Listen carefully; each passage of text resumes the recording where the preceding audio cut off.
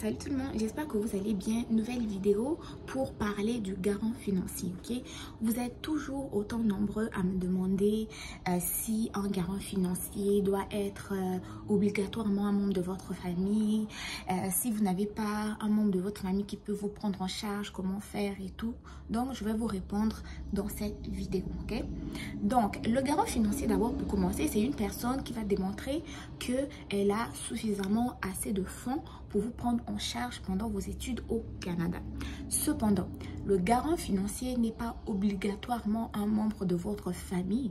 Ça peut être un ami, ça peut être vous-même, ça peut être, je sais pas, un oncle, ça peut être une connaissance qui décide de vous prendre en charge. Cependant, là où l'affaire se passe, ou là où tout se joue, c'est où?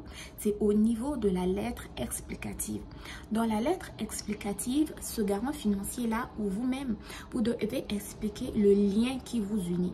Si tu dis que le garant financier était l'ami de ta mère, ok? L'ami de ta mère, si ta mère est plus vieille que le garant, il y a un problème. Si le garant est trop jeune que ta mère, il y a un problème.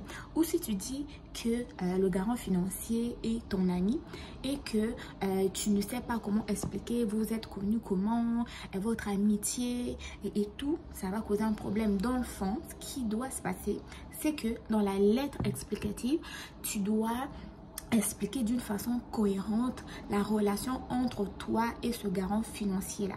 Qu'est-ce qui vous unit?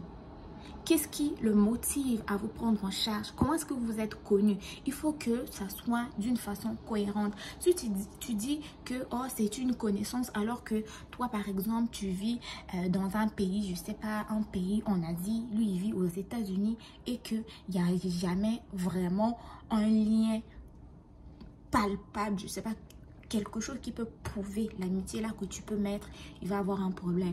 Donc, trouvez de quelle manière est-ce que vous allez expliquer le lien entre vous et le garant financier, comment prouver cette amitié là. Et ensuite de ça, le garant financier va être capable d'expliquer de quelle manière est-ce qu'elle va pouvoir vous prendre en charge pendant vos études au Canada. Mais le problème vraiment se pose juste au niveau de l'explication du lien, ok? Quand c'est un lien familial, c'est facile, c'est mon père, c'est ma mère, c'est ma soeur, c'est mon oncle.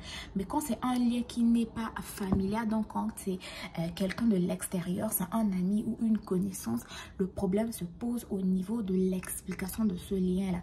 Donc, si tu es capable d'expliquer ce lien, vous êtes amis depuis le primaire, vous avez grandi, vous avez maintenu l'amitié, lui il est parti ici, toi tu es resté ici, vous avez continué à vous parler, tout ça là expliqué, ok? Sinon, il n'y a aucun problème, tout le monde peut être le garant de tout le monde, mais le problème se passe au niveau de l'explication de ce lien d'amitié là ou ce lien de connaissance là entre vous deux, ok? Donc, si vous avez été capable de bien expliquer la relation qui vous lie, il n'y aura aucun problème.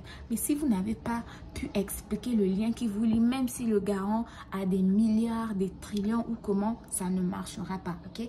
Donc, j'espère que j'ai été claire. Donc, voilà.